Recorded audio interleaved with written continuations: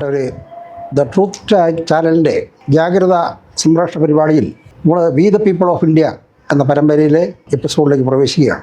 ഈ കാലയളവിൽ വലിയ മാറ്റങ്ങൾ, വലിയ സംഘർഷങ്ങൾ ലോകത്ത് നടക്കുകയാണ്. നമുക്കറിയാം, ലോക ജനസംഖ്യയിലെ ഏതാണ്ട് 700 കോടി വരുന്ന ലോക ജനസംഖ്യയിൽ 20% നമ്മുടെ ഇന്ത്യയിലാണ്, മറ്റൊരു 20% ചൈനയിലാണ്. ജനസംഖ്യയുടെ കണക്കിലെടുത്താൽ ലോകത്തിൽ 40% ജനങ്ങൾ വസിക്കുന്ന 2 രാഷ്ട്രങ്ങൾ. ഒന്ന് ജനാധിപത്യവും മതേതരത്വവും ഒരു ഭരണഘടനയുമുള്ള ഇന്ത്യ എന്ന രാജ്യം, സോഷ്യലിസ്റ്റിൽ എന്ന് പറയപ്പെടുന്ന ചൈന.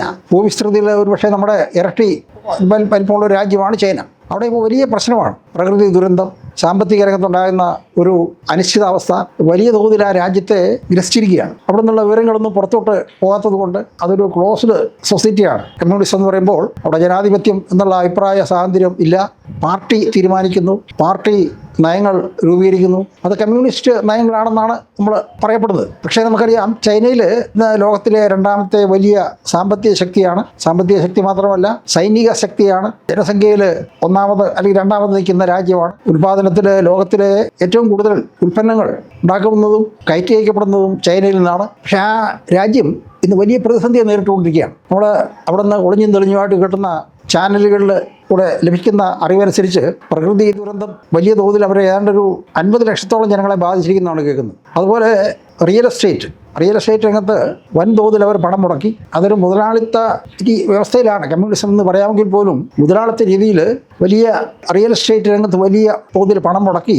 ഇന്നിപ്പോൾ അത് വാങ്ങാൻ ആളില്ല, സാമ്പത്തിക മാന്ദ്യം വന്നിരിക്കുന്നു. ഈ രാജ്യത്തിൻ്റെ ഭരണകൂടത്തെ വിശ്വസിച്ച് പണം മുടക്കിയവരൊക്കെ ഇന്ന് വലിയ ദുരന്തപ്പെട്ടിരിക്കുകയാണ്. അവരുടെ പണം തിരിച്ചു കിട്ടാനുള്ള സാധ്യത വളരെ കുറവാണ്. പണി പൂർത്തിയാകാത്ത ലക്ഷക്കണക്കിന് പാർപ്പിട സമുച്ചയങ്ങൾ, വാങ്ങാൻ ആളില്ല, ആളുകൾക്ക് കയ്യിൽ പണമില്ല, പണി പൂർത്തിയാക്കിയിട്ടില്ല. ഇങ്ങനെ നിരവധി പ്രശ്നങ്ങൾ ആ രാജ്യത്തെ കറന്നു തിന്നുകയാണ്. അപ്പോൾ നമ്മുടെ രാജ്യത്തുണ്ട് ഇടതുപക്ഷ ചിന്താഗതിക്കാരുണ്ട്, കമ്മ്യൂണിസ്റ്റ് പാർട്ടിയുടെ ആൾക്കാരുണ്ട്. അപ്പോൾ അവരൊക്കെ ഒരു മാതൃക എന്ന് പറഞ്ഞ് ചൈനയുടെ വികസനം. അപ്പോൾ ഏകപക്ഷീയമായിട്ട് ജനങ്ങൾക്ക് പ്രത്യേകമായ ഒരു റോളുമില്ലാതെ, പങ്കാളിത്തം ഇല്ലാതെ ഒരു രാജ്യം എത്ര കണ്ട് വളർന്നാലും അവിടെ സ്ഥിരത ഉണ്ടാവില്ല എന്നുള്ളത് വലിയ ഒരു സത്യമായിട്ട് അവശേഷിക്കുകയാണ്. നമുക്കൊന്നും അറിയില്ല ആ രാജ്യത്തിൻ്റെ സാമ്പത്തിക സ്ഥിതിയെക്കുറിച്ച്, സൈനിക ശക്തിയെക്കുറിച്ച്, അല്ലെങ്കിൽ അവിടുന്ന് അവരുടെ GDP, ഇതിനെക്കുറിച്ചൊക്കെ നമ്മൾ വളരെ പരിമിതമായ തോതിലുള്ള അറിവുകളാണ് നമുക്ക് ഓരോ ചാനലിലൂടെ ലഭിച്ചുകൊണ്ടിരിക്കുക. അപ്പം ഈ ഒരു സംവിധാനത്തിലേക്ക് നമ്മുടെ രാജ്യത്തെ എത്തിക്കണം എന്ന് വിചാരിച്ച് ജീവിക്കുന്ന ഒരു വിഭാഗം ആൾക്കാർ നമ്മുടെ ഇടയിലുണ്ട്.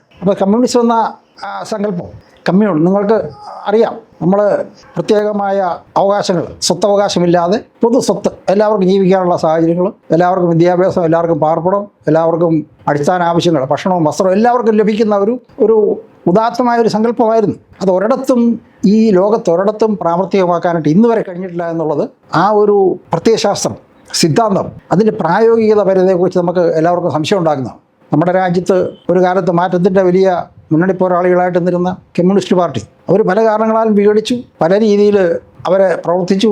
ഇന്നിപ്പോൾ കേരളത്തിൽ മാത്രമായിട്ട് ഒതുങ്ങി നിൽക്കുന്ന ഒരു പ്രസ്ഥാനമായിട്ട് കമ്മ്യൂണിസ്റ്റ് പാർട്ടി മാറിയിരിക്കുകയാണ്. കമ്മ്യൂണിസത്തിൻ്റെ ശക്തി കൊണ്ടല്ല, മറിച്ച് സാമ്പത്തികമായ ഇടപെടൽ എന്ന് പറഞ്ഞാൽ അവിഹിതമായ ഇടപെടലുകൾ കൊണ്ടാണ് ആ പാർട്ടിക്ക് ഇന്ന് പിടിച്ചു നിൽക്കാൻ കഴിയുന്നുള്ളത് നമുക്കെല്ലാവർക്കും അറിയാം. ഏതാണ്ട് 20,000-ഓളം വരുന്ന സഹകരണ സംഘങ്ങൾ എന്ന് പറയുമ്പോൾ അതെല്ലാം തന്നെ ബാങ്കിങ് ബിസിനസ് നടത്തുന്ന സ്ഥാപനങ്ങളാണ്. കൃത്യമായിട്ട് പറഞ്ഞാൽ 19,500-600 സ്ഥാപനങ്ങൾ ഈ രാജ്യത്തുണ്ട്, കേരളത്തിലുണ്ട്. ഈ സ്ഥാപനങ്ങളിൽ 75% നിയന്ത്രിക്കുന്നത് മാർക്സിസ്റ്റ് പാർട്ടിയാണ്. അപ്പോൾ ഒരു 15,000 സഹകരണ സംഘങ്ങൾ, സഹകരണ ബാങ്കുകൾ ഈ രാജ്യത്ത് പ്രവർത്തിക്കുമ്പോൾ അതിനകത്ത് ഒരു 10 പേര് വെച്ച് ശരാശരി ഓരോ ബാങ്കിലും ഉണ്ടെന്ന് വിചാരിച്ചാൽ പോലും 15,000-ൽ 10, 1.5 ലക്ഷം ആളുകൾക്ക് തൊഴിൽ കൊടുക്കാനായിട്ട് അവർക്ക് സാധിക്കുന്നുണ്ട്. അപ്പോൾ 1.5 ലക്ഷം പേർക്ക് തൊഴിൽ കൊടുക്കുക എന്ന് പറയുമ്പോഴത്തേക്ക് നമ്മൾ ആലോചിക്കണം, അതൊരു പൊതു തെരഞ്ഞെടുപ്പിലൂടെയല്ല, പാർട്ടിയുടെ അനുഭാവികൾ, പാർട്ടിയോട് ചേർന്ന് നിൽക്കുന്നവർ, അതിനുവേണ്ടി പ്രവർത്തിക്കുന്നവർ, അവർക്ക് തൊഴിൽ കൊടുക്കാനുള്ള ഒരു സംവിധാനമായിട്ട് നമ്മുടെ രാജ്യത്തെ, നമ്മുടെ കേരളത്തിലെ സംസ്ഥാനത്തെ ഏതാണ്ട് 15,000-ഓളം സഹകരണ സ്ഥാപനങ്ങൾ അവരുടെ നിയന്ത്രണത്തിലാണ്. അതൊരു പഠിക്കേണ്ട വിഷയം തന്നെയാണ്. കാരണം ഒരു ജനാധിപത്യ രാജ്യത്ത് എങ്ങനെ ഒരു പാർട്ടിക്ക് ഇത്രയേറെ സ്ഥാപനങ്ങൾ കൈപ്പിടിയിൽ ഒതുക്കാൻ പറ്റും? കൈപ്പിടിയിൽ ഒതുക്കുക എന്ന് പറഞ്ഞാൽ നമ്മുടെ രാജ്യത്തിൻ്റെ, സംസ്ഥാനത്തിൻ്റെ സാമ്പത്തിക സ്ഥിതിയുടെ ഏതാണ്ട് 50% ഈ വക സ്ഥാപനങ്ങളാണ് കൈയാളുന്നത്. ഇത് കോപ്പറേറ്റീവ് ബാങ്കുകളെ കുറിച്ച് മാത്രം പറയുന്നതാണ്. മറ്റനേക സ്ഥാപനങ്ങൾ പാർട്ടിയുടെ പ്രത്യയശാസ്ത്രപരമായ അന്തസ്സത്തയ്ക്ക് ചേരാത്ത വിധത്തിലുള്ള ഒരുപാട് ഫണ്ട്, റിസോർട്ടുകൾ, മറ്റ് സുഖവാസ കേന്ദ്രങ്ങൾ, ആശുപത്രികൾ, കോളേജുകൾ, ഇങ്ങനെ ഒരുപാട് സ്ഥാപനങ്ങൾ. ഏതാണ്ട് തന്നെ ഒരുപാട്, എനിക്കൊന്ന് പാർട്ടി തന്നെ നേരിട്ട് ജോലി കൊടുക്കുന്ന ഏതാണ്ട് ഒരു 3 4 ഒരുപക്ഷെ 5 ലക്ഷം പേർക്കെങ്കിലും പാർട്ടി കേരളത്തിൽ ജോലി കൊടുക്കുന്നുണ്ട്. അപ്പോൾ നമ്മൾ പെട്ടെന്ന് വിചാരിക്കും ഇതൊരു വലിയ കാര്യമാണ്. കേരളത്തിലെ ഏറ്റവും വലിയ തൊഴിൽ ദാതാവ് ആരാണെന്ന് ചോദിച്ചു കഴിഞ്ഞാൽ മാർക്സിസ്റ്റ് പാർട്ടിയാണ്. അതൊരു തെറ്റായിട്ട് കാണുകയില്ല.